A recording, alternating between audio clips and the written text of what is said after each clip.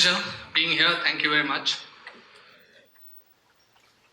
I think she already covered most of my talk. So I'm really not sure what to talk about now. It's very funny. Oftentimes people, when I say I'm an Ironman, they confuse me with Robert Downey, right? I have an Ironman suit. I promise I'll show it to you later. But for most people who don't know what an Ironman is, at about 7 o'clock in the morning, 2,000 to 2,500 athletes get into the water. It's open water, river, ocean, seas. We have to swim 3.8 kilometers. A lot of times the water is cold. As you can see, my suit. This is from my first race. I had a blistering fast swim in 47 minutes 30 seconds, hence there is a cameraman chasing me. Once you're done with the swim, you have a bike ride of 180.2 kilometers. And once you're done with the bike, there's a small run of 42.2 kilometers. Most people call it the marathon. Now this is the most toughest single day event in the world. You get 17 hours to finish. Yeah, 17 hours, that's right. A lot of times, people ask me, why do I do this? What does Ironman give you? The best part about Ironman is that the winner and the person who finishes last gets the same medal. There's no change. Why do I do this? When I signed up for my first race in 2008, I really didn't know how to bike. So it was a new challenge, a new skill. I knew how to ride a bike. Obviously, it was a BSA SLR. That doesn't count. What happened to me was that it made me very, very disciplined. Ironman is also about managing your time, conserving energy. There are days when I go for a swim at 3 o'clock in the afternoon, because that's the only time I can, even when it's 40 degrees outside, like it has been in Pune last week. It is the same this week. There are days when I have to find energy and go for a run before swim, 2 o'clock, 2:30, or after my swim. So Ironman is also a lot about mental fitness. Yes, physical fitness is important, but you really have to be strong inside your head, in between your ears, to get this done. For me, Ironman is a metaphor. I can use my race experiences in everything that I do in life.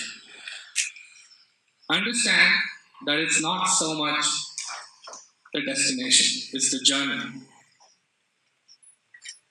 If you have a dream and you chase your dream, life will have a special meaning. Every day I race, every time I race, I learn something new about myself. So after doing my first Ironman in 2008, I had this idea that I'm going to do an Ironman on all 6 continents. It's held obviously in Asia, Africa, Australia, Europe, North America, and South America. Antarctica, unfortunately, doesn't have an Ironman. It's too cold. So on 29th March 2015 in South Africa, I finished my 6th continent. And as you go to South Africa, the next thing, as this thing is stuck. Okay. I wanted to do something different, right? The best part of Ironman, it takes you to different places, great places, different cities.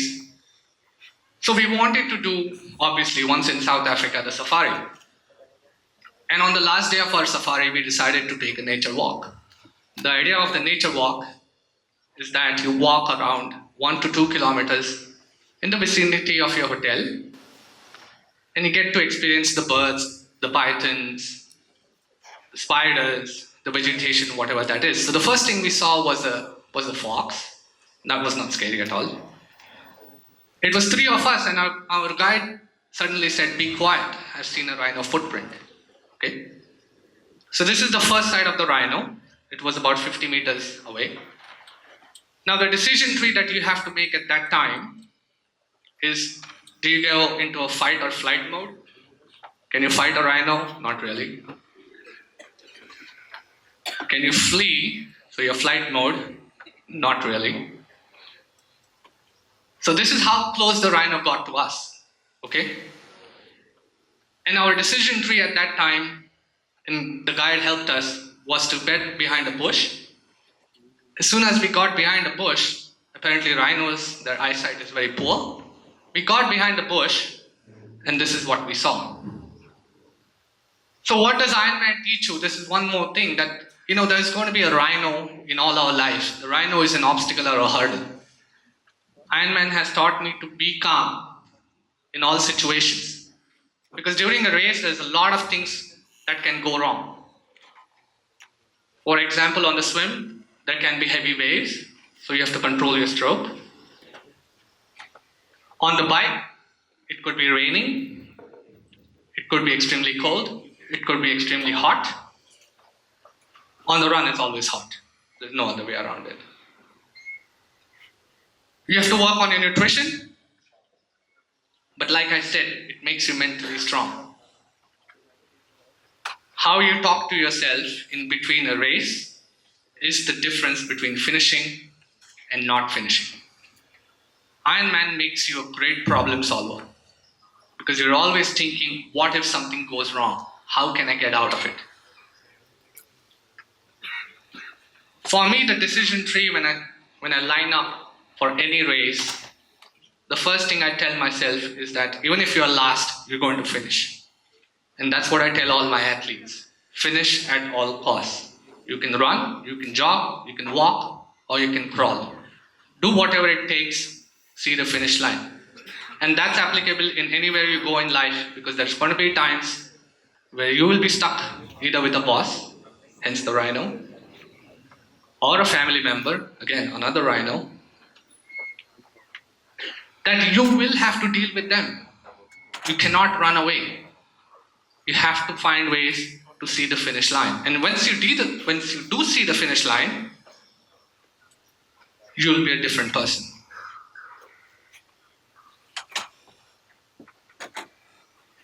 I had done the Ironman about 13 times, and then some friends told me about this Ultraman race. It's a 3-day event. The first day is a 10-kilometer swim and a 145-kilometer cycle. It's to be done in 12 hours. It was in Florida in February of 2017. The water temperature was about 16 degrees. And my cousin and me were sitting in the car with the heater because you need your own support. So my cousin, my friend, and me were in the car. And I asked her to take my wetsuit out. And as you can see, I have a half-sleeve suit. And she asked me, what happened to the sleeves? And I said, what do you mean, what happened to the sleeves? What had happened is I had carried the wrong wetsuit. So in 16-degree water temperature, the race is starting in an hour. You don't have much choice. You have a swim of 10 kilometers. Like I said, I had made the decision to start. So I had to go through with it. So we put Vaseline all over my shoulders, my arms. It was just mental. The water was very cold. So again, you find ways to stay calm. You find ways to adapt and come out on top. Actually speaking, the second day, the 271-kilometer bike was meant to be my toughest day. Ended up being the easiest. The third day is an 84-kilometer run. Okay, 84, that's right. And I had a great start. The first 42, I was perfectly on target, somewhere around 4.5 hours. You have 12 hours to finish the 84. And then this happened. So it looks like elephantitis, it's not. I got bit by fire ants. And it caused an allergic reaction. I had got shoes which were one size bigger, but I could still feel my toes coming out of the shoes. Again, I went back to my decision tree. My decision tree was to finish at all costs. come what may. At 70 kilometers, I had a massive, massive cramp in my right leg, and I sat down and I was in tears. I put my shades down and I told my cousin, from now on, you just follow the directions. I will talk. And somehow, I kept on thinking about all the good things, one step at a time, one punch at a time, went through the motions, and we crossed the finish line. So the lesson from this is that sometimes we set our goals too small. If you don't push yourself, you will never know how far you can go.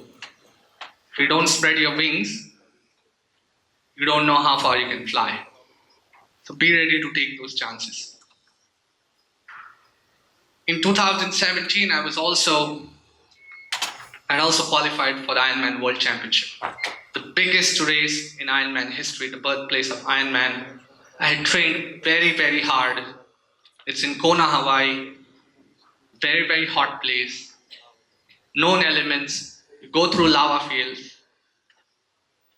What happened at the start, during the swim, I drank too much water. And on the bike, the salt water got to me. And I started throwing up. Everything I put in was coming out. Unfortunately, again, your decision tree at that time is that you have to stay hydrated at all times, else you're definitely not going to finish. So your only choice, as bad as it sounds, is to keep on drinking more fluids and keep hoping this will pass. Now understand, this was the biggest moment of my life. So I kept on drinking, kept on puking, but I didn't see the finish line that day. It took me 13 hours and 50 minutes.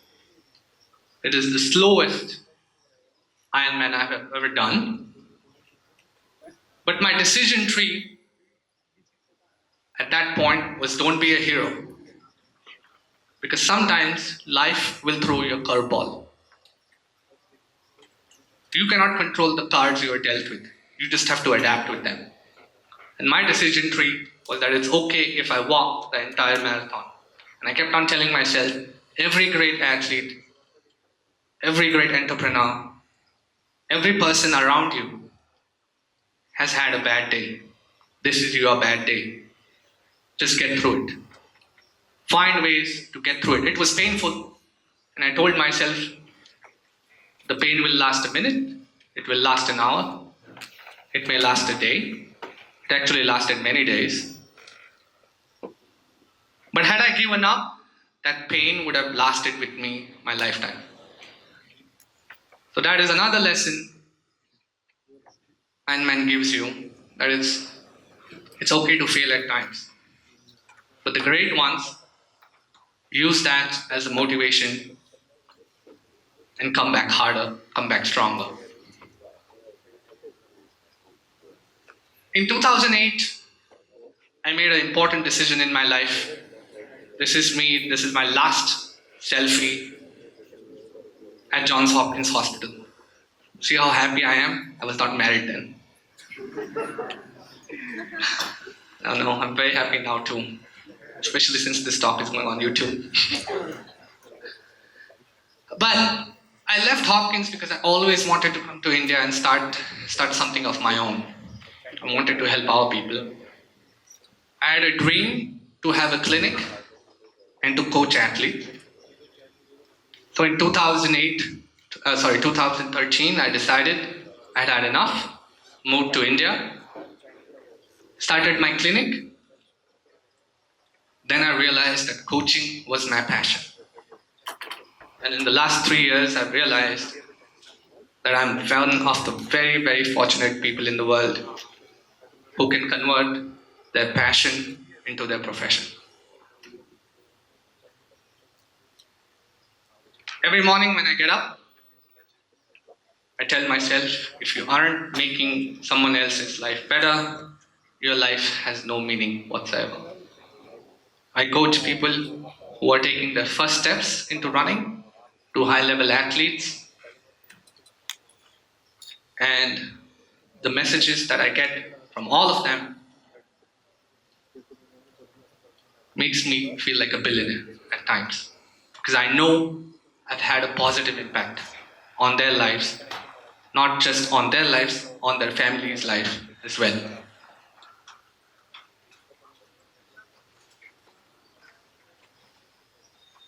These are my most important things I want to leave you with. The 4 P's I've come up with. First, whatever you do in life, be passionate about it. I know people who have got into wine making, beer making, coffee making, if that suits you. Be passionate about it. Second thing is to find some purpose into it. Don't just do it because everyone else around you has told you, okay, you have to be passionate about something. You find your purpose. You live your own dream. Don't follow someone else's dream. The third thing is very, very important is people. Especially in today's social media era. Actual people. Interact with people. Somebody already went this way. Why? I know. It's hard. Keep positive people around you. Get rid of negative people. Unfriend them in life, not just on Facebook. And then profits. And the profits I'm talking to you about are the profits in terms of your health and your happiness. Because understand, you are the most important person on the planet at every single time. If you can keep yourself happy, everyone else around you will be happy. If you're happy, if you dream big, sky is the limit.